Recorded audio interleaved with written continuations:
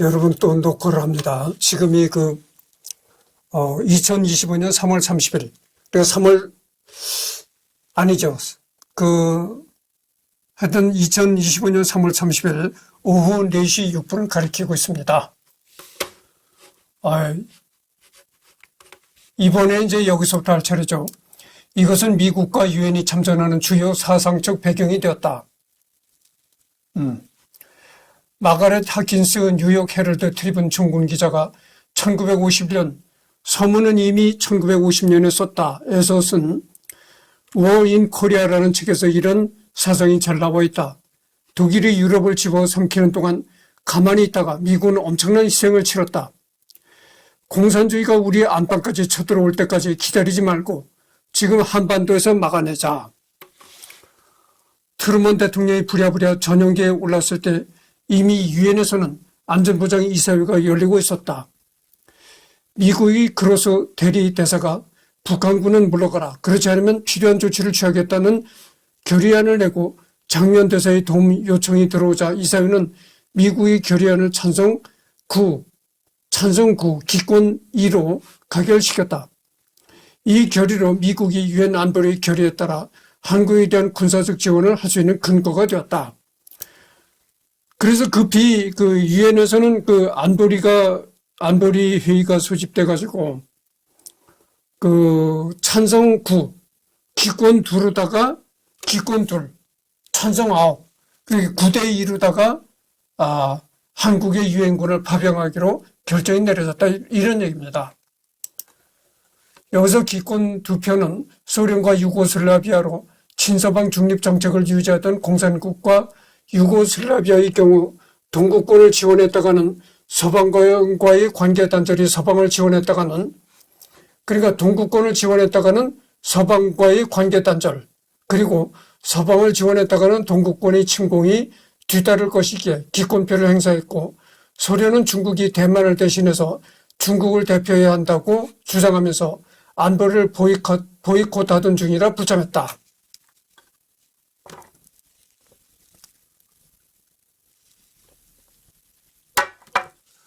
당연히 대만은 미국의 결의안에 찬성표를 던졌다.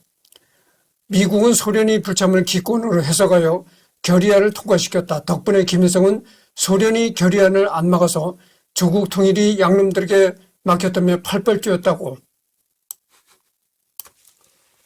그러니까 이 안보리가 열렸는데 한국의 군대를 파병하느냐 마느냐를 가지고 이제 표대결에 들어갔다 이거죠. 근데 여기서 이 기가 막힌 상황이 벌어지는데, 아니 소련이 반대를 해야 되잖아요. 당연히 소련이 반대를 해야 유엔군이 오지를 못하는 겁니다. 근데 소련군이 반대를 하지 않고 그냥 기권을 해버린 거예요.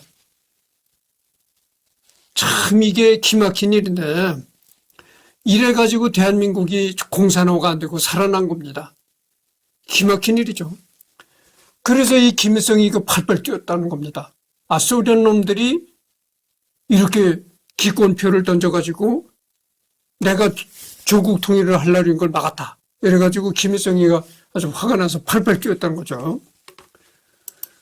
물론 미국은 이미 참전을 내부적으로 결정해놓고 명분을 챙기기 위해 안보리를 열었기 때문에 소련이 퇴짜를 놓더라도 베트남 전쟁 때처럼 우방국과 함께 참전했을 것이며, 하다못해 미국 단독으로 참전해도 북한을 조졌을 것이다.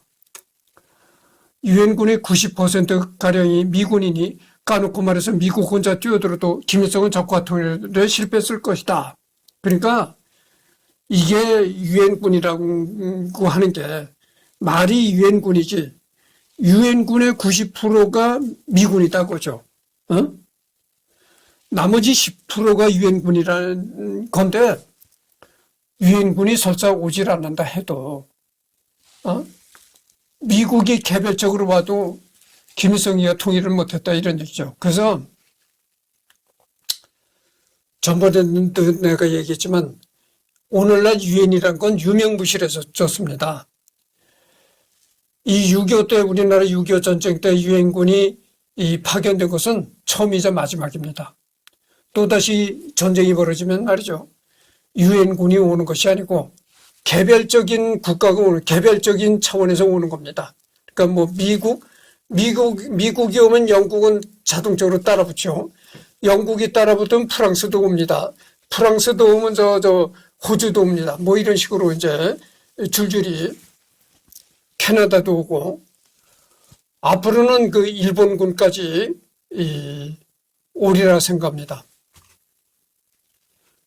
한편 트루먼 대통령이 워싱턴 DC로 복귀하고 6월 25일 19시 40분에, 그러니까 저녁 7시 40분에 미리 모여있는 13명의 외교 국방 수뇌부와 회동하여 비공개 회의를 열고 다음과 같은 결정을 내렸다.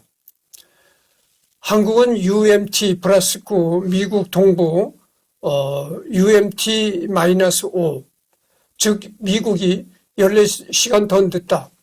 미국 수뇌부가 회동한 것은 한국 시각으로 26일 오전 9시 40분이다. 이런 얘기죠.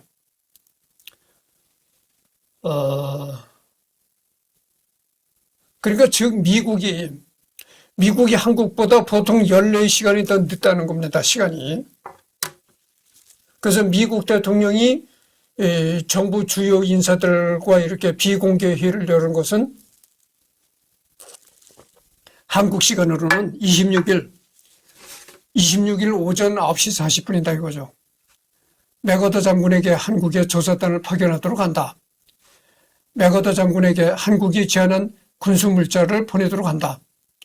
이미 지시된 제7함대를 일본으로 파견한다. 미 공군은 극동지역에 있는 소련 공군기지를 제거할 계획을 수립한다. 소련이 다음 행동지역이 어느 곳인가를 신중하게 판단하되 이는 미 국무부와 국방부가 철저히 조사하여 판단한다. 이렇게 미 정부가 지침을 내린 것이죠.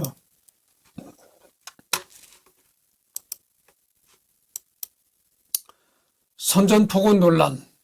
잠깐만요.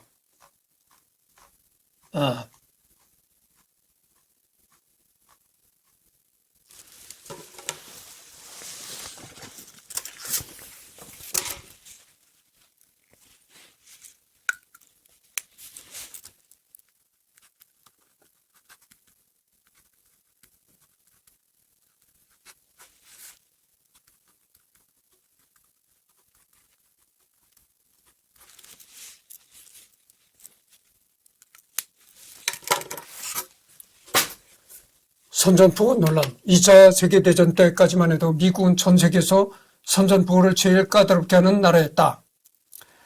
미국의 선전포고문은 정령화되어 있고 선전포고를 미국 법상 합법적으로 하기 위한 조건은 상하원 동시 결의, 즉 조인트 리솔루션입니다. 당연하지만 전쟁 승인을 받는데 시간이 정말 오래 걸린다. 거기다가 전쟁을 위해 대통령에게 어떤 권한을 주느냐도 결정해야 하고 대통령이 받은 권한을 선전포고문에 명기한다. 미국이라는 나라가 서류를 정말 중요하게 취급하는 전통이 뿌리 박혀 있기 때문에 미국의 역대 선전포고문들은 연설 등으로 포고하는 영국과 비교해보면 정말 까다롭기 짝이 없다. 이것은 현재 미국이 제대로 선전포고문을 쓰지 못하는 이유이기도 하다. 물론 진짜 천인공노할 사태로 인해 미국 시민권자가 모조리 전쟁을 위치는 상황이라면야 금방 결의되겠지만 그것도 하루는 걸린다. 이 미국이라는 나라는 말이죠. 여러분들 미국이라는 나라는 의회의 나라입니다. 의회. 그러니까 물론 미국 대통령도 막강한 권한을 가졌겠지만 미국 대통령이라고 해가지고 함부로 어떤 사안의 결정을 할 수가 없는 거예요. 반드시 의회가 거쳐야 되는 겁니다. 미국은 철저하게 의회 나라예요. 그래서 이 대통령 한 사람의 생각으로 선전포고를 내릴 수가 없다는 겁니다. 의회에서 미국 국회에서 결의가 나야 되는 거예요. 그래서 이 선전포고를 하려면은 어느 정도 국회에서도 결의가 나야 되고 하니까 시간이 걸릴 수밖에 없다 이런 얘기입니다. 트루먼 대통령이 26일 아침에 그의 집무실에 있는 대형 지구본에 있는 한국을 가리키면서 이곳은 극동의 그리스다. 만일 우리가 강경한 조치를 취하기만 하면 다음 단계에 일어나지 않을 것이다 라고 말했다. 극동의 그리스다. 여러분들, 그리스란 나라가 뭡니까? 서양 문명의 발상지가 그리스잖아요. 응? 그리스에서 모든 서양의 학문이 발전된 겁니다. 서양의 철학, 수학, 모든 그 서양의 학문의 발상지가 그리스거든요. 그러니까 한국은 극동의 그리스다. 이렇게 그 트루먼 대통령이 말했다는 거죠. 그 뭐냐? 한국은 동방의 문명 발상지다. 이렇게 한국을 아주 좋게 이렇게 말했다는 거죠. 만일 우리가 강경한 조치를 취하기만 하면 다음 단계에 일어나지 않을 것이다 라고 말했다. 그리고 백악관을 방문한 상원의교위원회 위원장 톰 커널리 의원에게 의회의 사전 승인 없이 한국에 미군을 투입할 수 있는 권한이 있어 라고 질문하자 커널리 의원은 만약 강도가 각하 집에 침입했다면 각각께서는 경찰서에 가서 허락을 받지 않고도 강도를 쏠 수 있습니다. 상원외교위원회 위원장이, 그러니까 국회의 중요한 인물이 백악관을 찾아왔어. 그러니까 그 사람한테 트루먼 대통령이 물은 거야. 아니, 그 국회 승인 없이도 병력을 한국에 보낼 수가 있어. 이렇게 물어보니까 그 의원이 대답하기를 뭐라고 했느냐. 대통령님의 집에 강도가 들었다면 어떻게 하시겠어요? 경찰서에 가서 허락을 받고 강도를 퇴치하겠습니까? 그러니까 이거는 위급한 상황이니까 대통령이 직접 결정을 내릴 수밖에 없다. 이렇게 얘기를 한 겁니다.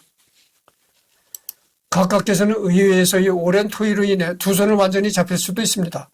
각각께서는 군 통수권을 가진 분으로서 또 유엔 헌장 아래에서 그런 행동을 위할 권한을 가지고 있습니다. 국회를 통과하게 되면은 이 한국의 병력을 보내는 사건이 국회의 발목을 잡힐 것이다. 그래서 시간이 굉장히 질질 끌고 오래 걸릴 것이다. 그걸 견딜 수 있겠는가? 그러니까 대통령님이 직접 결단을 내려가지고 독자적으로 행할 수밖에 없다. 이렇게 이제 그 의원이 얘기를 했다는 거죠.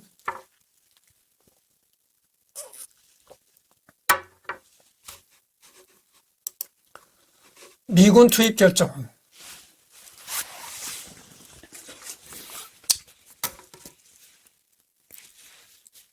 너무나 이 자료가 많기 때문에 길을 잃어버려요.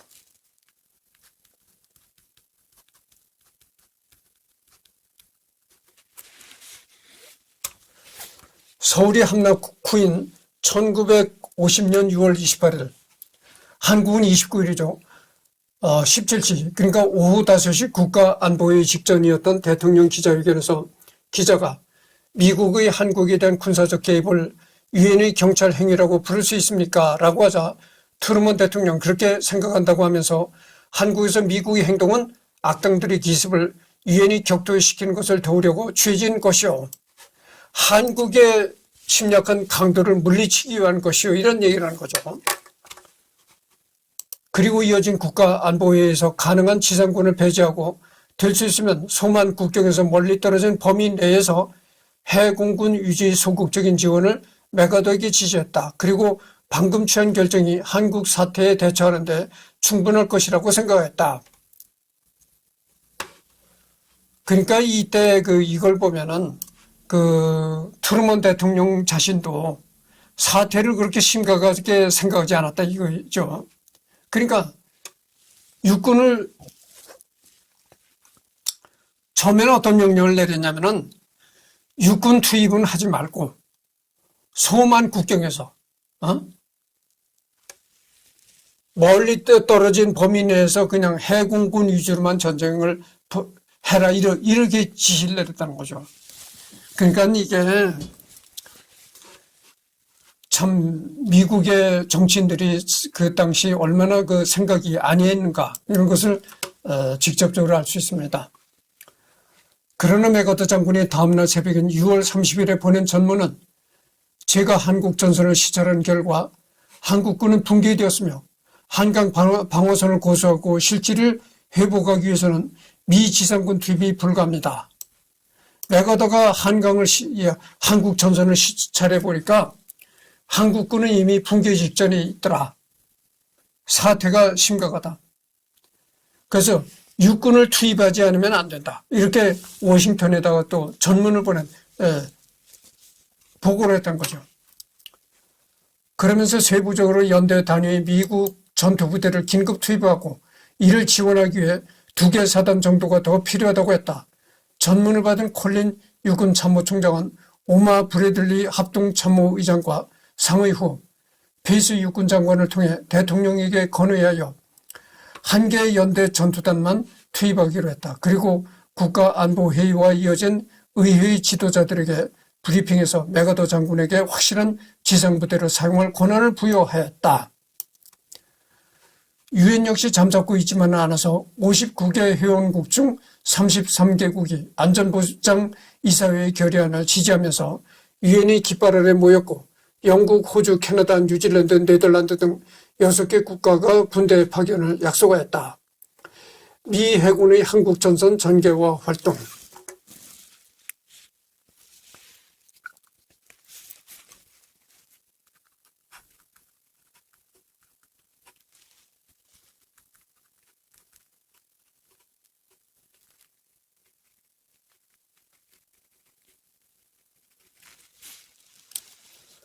한국 전쟁 발발 당시 미 극동 해군은 극동군 사령부의 일부였다. 당시 극동 해군에는 상륙부대인 90기동부대와 소수의 전투함정을 보유하고 있는 96기동부대가 있었다. 미 해군의 주력은 하와이 태평양 함대 사령부 이하의 필리핀에 주둔하고 있는 미 칠함대였다. 그러나 2월 27일부터 한국 전쟁을 위해 극동 해군 산하로 재배속되었다. 초대 극동해군 사령관은 C. 터너 조이 해군 중장으로 이후 휴전회담 개최 시 유엔군 대표로 활동한다. 그리고 휴전회담 즈음인 52년 6월 4일에는 로버트 브리스코우 해군 중장으로 교체되어 1954년 4월 2일까지 그 직책을 수행하게 된다. 한국 전쟁 중 미 극동해군은 4개 작전사령부를 통제하였는데 다음과 같다. 제77기동부대, 제7공격함대는 빠른 항공모함을 이용하여 한국의 동해안에서 주로 작전활동을 했다. 제95기동부대는 주로 한국 서해안에서 활동하였다. 경항모, 호위항모, 해병항공대, 일부 동해안에서 활동하는 부대, 소해 함대와 함께 유엔군과 한국 해군도 모두 이쪽으로 배속되었다. 제90기동부대는 포항 상륙작전, 인천 상륙작전, 원산 상륙작전, 흥남철수 작전을 훌륭하게 수행하였다. 그러니까 이 제90기동대가 상당히 중요했던 부대네요. 한국 전쟁에서 중요한 그런 작전을 수행했던 부대입니다. 제96기동부대 주일 미 해군은 대잠수함 활동과 일본 내 미 해군 기지에 대한 방어 임무를 수행하였다. 당시 미 해군이 보유하고 있는 항모는 총 15척이었다. 여기에는 7척의 정규 항공모함, 4척의 경항공모함, 4척의 호위 항공모함이 있었다. 전쟁이 종결될 무렵에는 CV-17척, CVL 5척, CVE 12척 등 총 34척으로 늘었다. 이 중에서 한국 전쟁에서는 정규 항공모함만 11척이 77기동 함대에 배속되어 주로 한국 동해안에서 활동했다.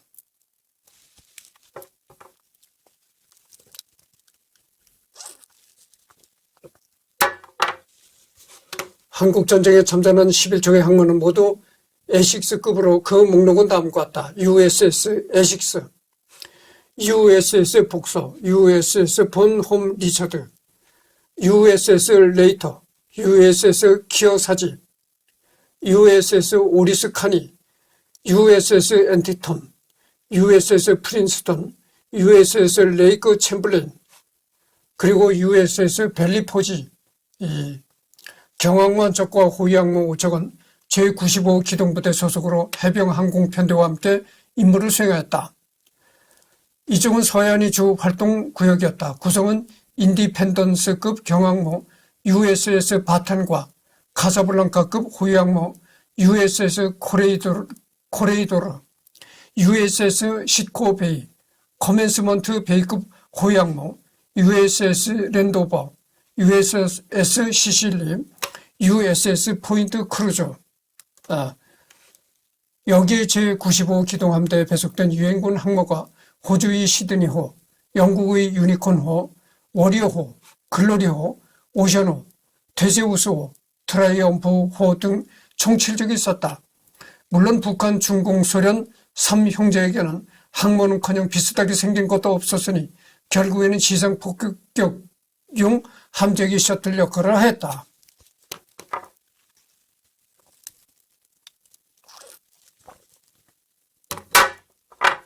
그때 당시 말이죠. 그때 당시 북한, 중공, 소련 이 3트리오는 항공모함이 전혀 없었다는 겁니다.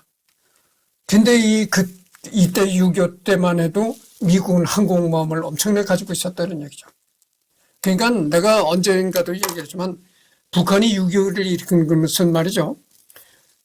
육군 위주로 내려밀었던 거죠. 육군 위주로 공격을 했었던 거지. 뭐 해군, 공군 이런 거는 거의 전무하다시피 했었던 거죠. 그와 반면에 미군은 해군, 공군도 막강했거든요. 여러분들 그래서 인천 상륙작전을 메가덕에 행했잖아요. 상륙작전이라는 게 뭡니까? 해군과 해병대가 주축이 되는 그런 전투거든요. 또한 기존에 있던 해군 수송 근무단과 육군 수송단을 합쳐서 1949년 10월에 창설된 해상 수송 근무부대 화물 이렇게 천조국의 위상을 뿜어대며 한국전에 기여하였다. 천조국.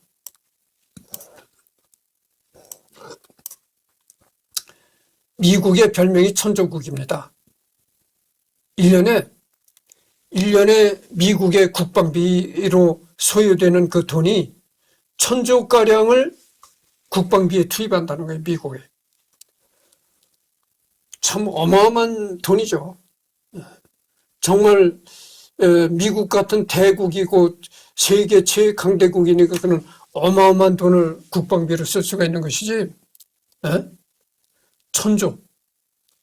1,000조를 미국에서는 국방비로 쓴다는 거예요.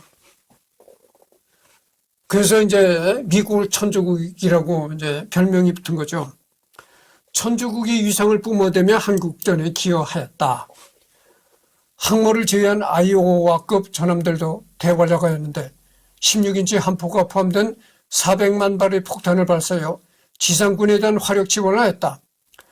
한국 측 수기에는 주로 미 해군의 16인치 함포의 위력에 대한 기록이 많다. 낙동강 전선에서 북한군 진지를 달세계처럼 만들어서 놀랐다든지 하는 식으로 기술되어 있다. 이 낙동강 전선에서 쏟아부은 그런 어마어마한 화력도 참 대단하지만 인천 상륙할 때 그 인천 앞바다에서 월미도를 향해서 쏜 그 함포사격이라는 거 배에서 쏘는 포거든. 어마어마한 겁니다. 어마어마해. 진짜 미국과 같은 천조국이니까 그렇게 비오듯 폭탄을 쏟아볼 수밖에 없는 거예요. 하늘이 새카매지도록 폭탄을 날리는 겁니다. 그래가지고 그 월미도가 20cm가 낮아졌는지 1m가 낮아졌는지 그랬다는 거예요. 상상을 초월한 폭격을 월미도에다 대고 들여댄 겁니다. 그러니까 생각해 보세요. 상륙작전이라는 게 그냥 올라가면 그냥 육지로 올라가면 이 인명피해가 엄청나게 나는 거죠. 그러니까 이 해군이나 해병대가 상륙하기 바로 전에 그 어마어마한 폭격을 들여댄 겁니다. 그러니까 함포 사격, 그 다음에 비행기, 전투기가 떠서 또 전투기를 내려붙고, 그야말로 이 월미도가 엄청나게 폭탄이 이 전투기가 폭탄을 퍼붓고 또 함포 사격을 하고 그래가지고 월미도가 진짜 폭탄이 하늘이 새까맣게 폭탄이 비오듯 떨어지는 거예요. 그리고 그 폭탄이 터지는 검은 연기가 이 햇빛을 가릴 정도, 햇빛을 가려서 환한 대낮인데도 어두워질 정도로 그 정도였다. 그리고서는 완전히 초토화가 됐다고 판단이 되면은 그 다음에 해군과 해병대가 상륙을 하는 거예요. 그래서 이 미국의 어마어마한 화력을 쏟아붓는 거는 참 이거는 미국만이 할 수 있는 일이다. 아마 김일성이가 통일하게도 전쟁을 일으켰다가 그 미국의 그런 어마어마한 화력에 참 새삼 놀라지 않았을까 이렇게 생각합니다. 그와 반해 공산 측 수계는 신기하게 터널 뚫어놓고 그 안에 촛불만 켜놓고 있어도 불빛을 보고 정확하게 구멍 안으로 쏘아대는 항공기들 때문에 밤이고 낮이고 박살나는 얘기만 쓰였다. 추주가자면 한포 한방에 실내 수영장이 제조되는 관계로 당시 공산 측에서 살아남은 사람이 없어서 수기로 작성되기 힘든 게 아닌가 싶다. 어쨌든 당시 한국 측 기록에서는 항공기보다는 주로 한포 사격의 위력과 고마움에 대해 자주 언급된다.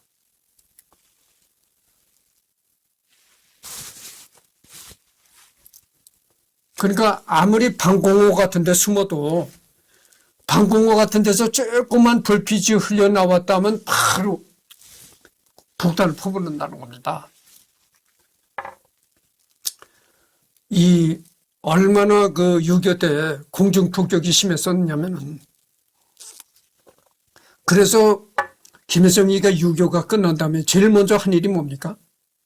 땅굴을 파기 시작한 겁니다. 그래가지고 북한의 전투기들도 다 땅굴로 들어가기도 있고 북한의 모든 무기들이 전부 다 땅굴로 들어가게 됐어요.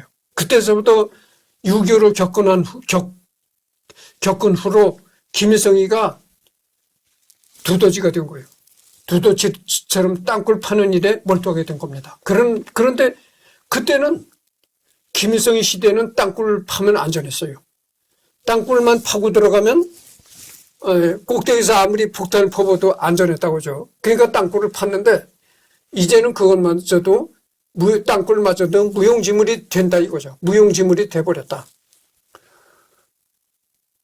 벙커버스터라고 있잖아요. 요즘에 벙커버스터는 이 땅굴을 뚫고 들어가서 터지는 폭탄입니다. 벙커버스터가 말이죠. 적어도 60m 이상까지 들어간다는 겁니다. 땅속 60m. 여러분들 60m라고 하면 별거 아닌 것 같죠? 평지에서는 60m가 별거 아닌 걸로 생각이 듭니다. 그러나 말이죠. 이 땅굴로 60m라면 상당한 깊이입니다. 상당히 깊은 거예요. 그래서 60m 이상 파고 들어가서 터진다니까 지금은 그 김일성이가 두더지처럼 판 땅굴 그거 아무 소용없는 거예요. 이란 지구 방위대급 미 해군의 활력에 비해 미 해군이 받은 피해는 4척의 소해 함정과 한 척의 원형 이인선이 적 기류에 의해 침몰하는 것과 그 위에 미 해군 함정 73척이 해안포대에서 발사된 화력과 기류에 의한 피해를 입은 것으로 기록되어 있으나 함정에 스크래치난 것까지 다 포함하는 것으로 보이는 게 전부일 정도로 거의 일방적인 게임이었다. 애당초 전사자가 진주만 공습의 10분의 1도 안 될 정도다. 다만 한국전쟁은 미 해군 함정이 작전 중 침몰한 마지막 전쟁이다. 냉전 및 냉전 이후 미 해군과 대적한 세력 중 그나마 유의미한 피해를 준 게 북한군이긴 하다.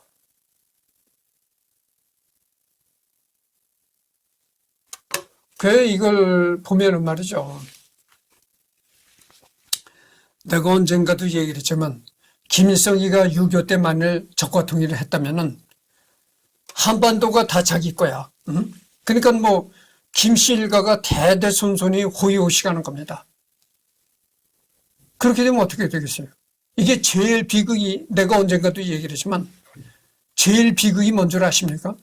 김일성이가 한반도를 통일했으면 역사도 전부 다 왜곡이 되는 거예요. 그러니까 김일성이 멧돼지 할아버지가 한글을 만들었다. 이렇게 되는 거예요. 어? 이 뭐 고려시대, 조선시대, 뭐 백제시대, 신라백제 이런 역사들이 다 없어진다니까. 응? 없어지거나 이 개조를 한다는 얘기죠. 예를 들어서 김일성이 멧돼지 할아버지가 신라를 건국했다. 어? 김일성이 멧돼지 할아버지가 조선을 건국했는데 김일성이 멧돼지 할아버지가 또 한글을 만들었다. 우리 한반도는 영원히 김일성이를 신처럼 모시고 아주 태양과 같은 영원한 신적인 존재로 모셔야 한다. 이렇게 될 겁니다. 그러니까 그게 얼마나 비극입니까? 이 역사가 우리나라 역사라는 게 전부 김일성 조상들이 했다고 이렇게 되는 겁니다. 되는 거예요. 임진왜란도 일본 놈들이 쳐들어와서 물리쳤던 임진왜란도 이순신 장군이 처음 물리친 게 아니고 김일성이 멧돼지 할아버지 김아무개가 일본군을 물리쳤다. 이렇게 될 겁니다. 그러니까 그게 얼마나 비극입니까? 참. 이게 참 하늘이 도운 거고 또다시 반복합니다만 공산화가 안 된 것이 하늘이 도운 것이고 천만다행이다. 이렇게 얘기를 할 수밖에 없는 겁니다.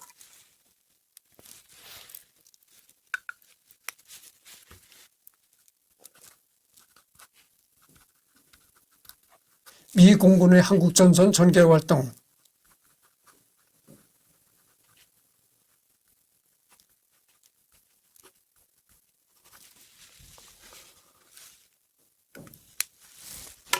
좀 32분을 경과했네요.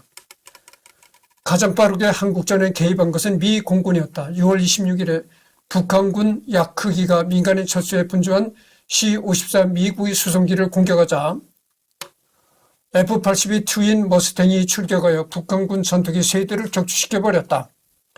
한국전쟁 발발 당시 극동 공군은 44개 편대, 항공기 657대, 33,625명의 병력을 보유하고 있었으나 전쟁이 끝날 무렵에는 69개 편대, 항공기 1,536대, 11만 2,188명의 병력으로 확대된다. 초대 사령관은 조지 스트레이트 마이어 장군이며 그가 1951년 5월에 심장마비로 물러나자 오토 웨이랜드 장군이 한국전쟁을 끝마칠 때까지 재임하였다. 미 극동공군은 한국전쟁을 수행하는 과정에서 일본에 있는 15개 공군 기지를 이용하고 한국 내에서는 55개의 비행장을 보수하거나 새로 건설하여 이용하였다. 다만 이 중에서 평양에 설치된 K-24 공군 기지는 포기하였다. 당시 극동공군에는 일본 나고야의 제5공군, 필리핀 클라크 기지의 제13공군, 오키나와 나의 가데나 공군 기지의 제20공군이 있었지만 고유의 방위 임무 때문에 13공군과 20공군은 현 주둔지에 이주하여 임무를 수행하고 제5공군만 한국전선을 이동시켜 작전 활동을 하였다. 이후 폭격사령부, 전투화물사령부, 일본 항공단을 창설하여 한국전에 참전한 부대는 다음과 같은 4개 부대였다. 제5공군은 가장 많은 활동을 하였는데 주로 지상군에 대한 근접 항공 지원과 적 보급 및 병참선 차단 작전을 지원하였다. 전략폭격사령부는 미 본토의 전략공군 사령부로부터 B-29 장거리 중폭격기를 배속받아 편성한 부대였다. 정확히는 본토의 전략공군 사령부인 제15공군 산하 제19 전략폭격 비행기를 제20공군을 배속시켰다가 너무 원거리에서 통제 불능이라 극동공군 산하 전략폭격사령부를 창설시켜 재배속하였다. 전략폭격사령관은 에밋 오도넬 주니어 소장으로 훌륭한 석기시대 매니아였다.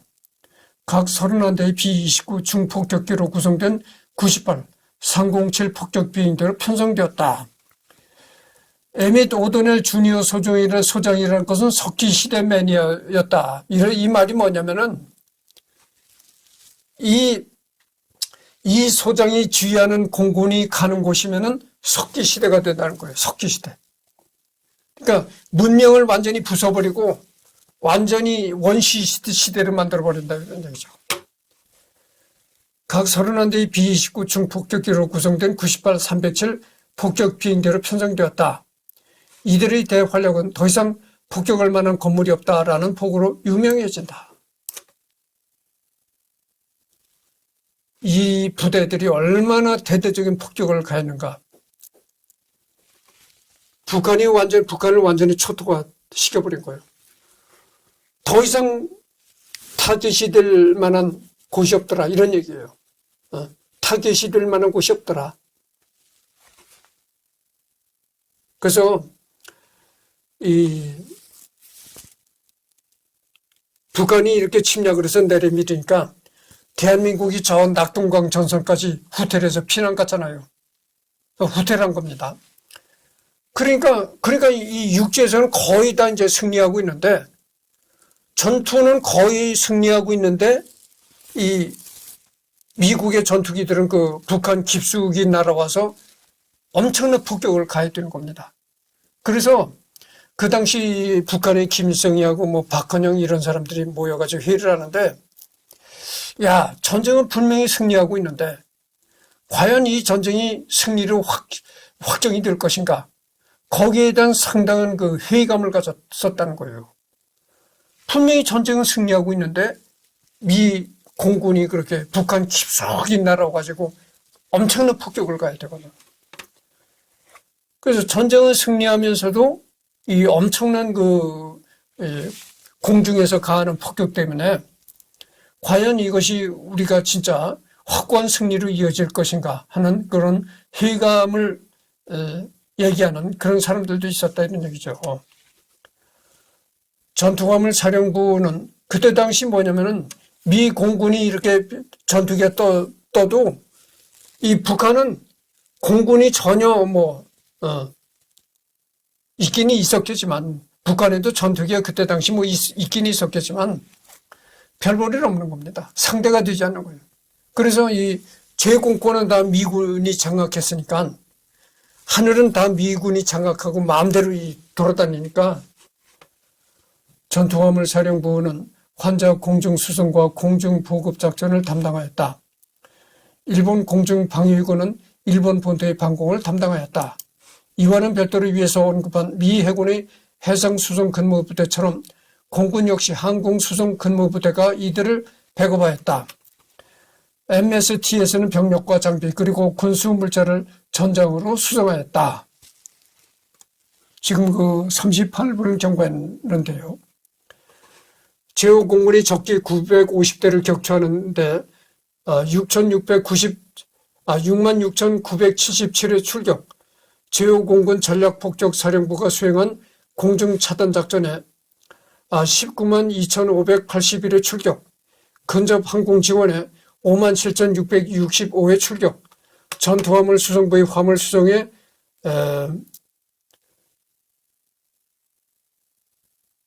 181,650회 출격, 기타 항공 정찰 및 훈련에 222,078회 출격하여 총 72980회 출격이라는 위협을 달성했다. 다만 피해도 커서 1466대의 비행기를 잃었다. 유엔공군 150대 피해, 미 해병항공대 368대의 피해를 포함하면 945대는 사고 등으로 피해를 입고 1041대 항공기는 적과의 전투에서 피해를 입었다. 이 중 공중전에서 147대, 방공화기에 의해 816대, 기타 교전에서 78대를 피해 입어 전사자 198명을 포함하여 1198명의 사상을 입었다. 그러니까 제공권을 미국이 장악하긴 했지만 미 공군기도 상당한 피해를 입었네요. 그래서 40분을 경고했습니다. 그래서 이번에 이것으로 끝마치고, 다음 녹화는 이제 오늘은 더 이상 녹화가 없고요. 다음 주가 되어야 또 녹화를 하겠습니다. 그래서 다음 주에는 여기를 하도록 하겠습니다.